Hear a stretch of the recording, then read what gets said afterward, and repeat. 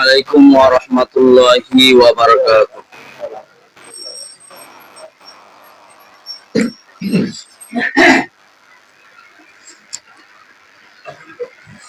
ইন্নাল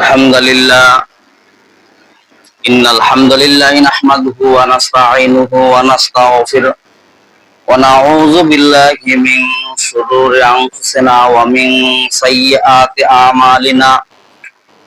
মান ইয়াহদিহিল্লাহু ফালা মুদিল্লা লাহু ওয়া মান ইউদ্লিলহু ফালা হাদিয়া লাহু। ونشهد أن لا إله إلا الله وحده لا شريك له ونشهد أن محمدا عبده ورسوله الذي أرسله بالحق بشيرا ونذيرا وداعيا إلى الله بإذنه وسراجا منيرا. أما بعد فقد قال الله تعالى في كلامه المجيد والفرقانه الحميد فأعوذ بالله من الشيطان الرجيم. بسم الله الرحمن الرحيم. ولو ترى إذ وقفوا على النار فقالوا يا ليتنا نرد ولا نكذب بآيات ربنا ونكون من المؤمنين. آمنت بالله. وقال الله تعالى في كلامه المجيد والفرقانه الحميد. أعوذ بالله من الشيطان الرجيم. إن الله وملائكته يصلون على النبي يا أيها الذين آمنوا صلوا عليه وسلموا تسليما. درود إبراهيم পড়ি اللهم صل على محمد وعلى آل محمد كما صليت على إبراهيم وعلى آل إبراهيم إنك حميد مجيد. اللهم بارك على محمد وعلى آل محمد كما باركت على إبراهيم وعلى آل إبراهيم إنك حميد مجيد. اللهم صل على محمد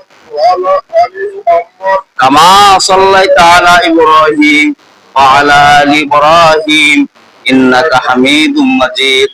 اللهم بارك على محمد وعلى آل محمد كما باركت على إبراهيم وعلى آل إبراهيم إنك حميد مجيد. بلغ الأولى بكماله كشف الدجى بجماله صلوا عليه وعليه بلغ الأولى بكماله حسنة جميع خصاله صلوا عليه وعليه حمد बेहुद मर खुदाए पाके रो हमद बेहुद मर खुदाए पाके रो आके ईमा दादे मुस्ते खाके रो बलगल उला बि कमालिही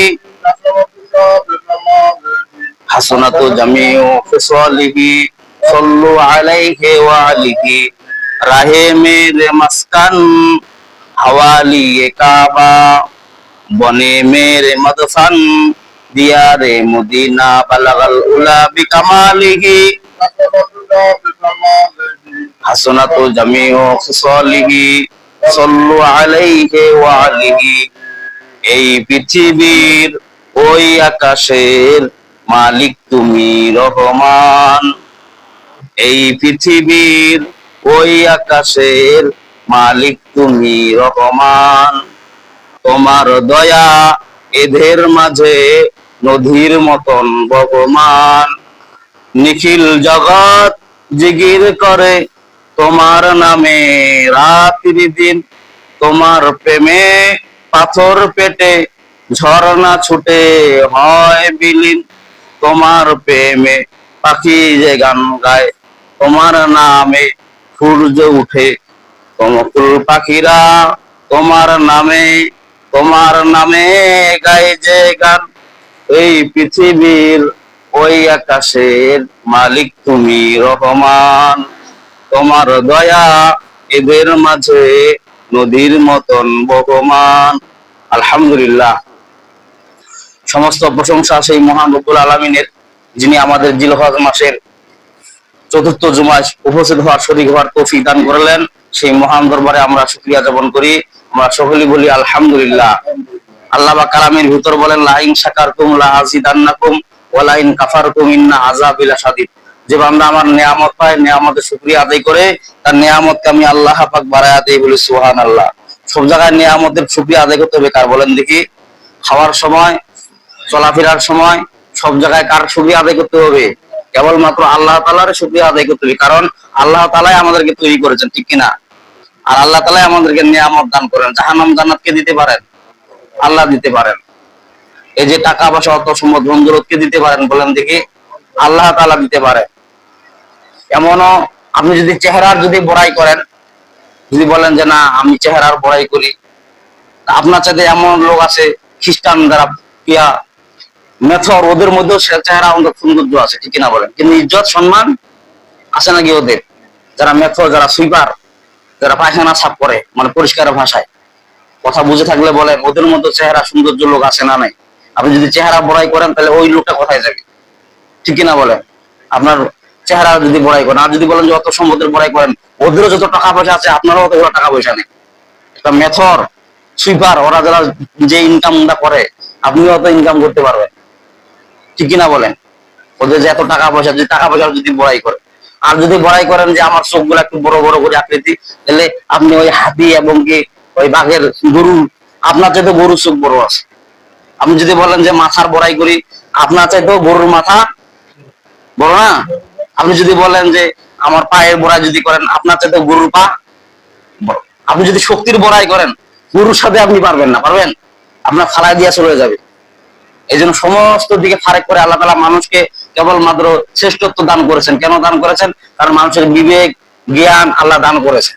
কারণ মানুষের জন্য জাহান্নাম জান্নাত আল্লাহ তৈরি করেছেন, বলেন না সুবহানাল্লাহ। কারণ গরু কোন প্রাণীর জন্য আল্লাহ জাহান্নাম জান্নাত তৈরি করেন। জঙ্গলের মধ্যে বসবাস করে কি বলেন দেখি? প্রাণী, প্রাণী বসবাস করে, ভাগ বা লোক, জঙ্গলে যাদের মেধা নাই। মেধা বলতে কি? মানে যাদের জ্ঞান নাই, বুঝ জ্ঞান নাই। আর এমন জায়গায় আল্লাহ আমাদের বসবাস করার জন্য দিলেন, যে জায়গায় একজন আরেকজনের সাহায্য আছে, বলেন না সুবহানাল্লাহ। আর ওই জায়গায় কারো সাহায্য আছে জঙ্গলের মধ্যে? একজন আরেকজনের জন্য কেউ সাহায্য করতে পারে না। পারলে আরো হিংস্র প্রাণী, একটা প্রাণী আরেকটা প্রাণী খাওয়ার জন্য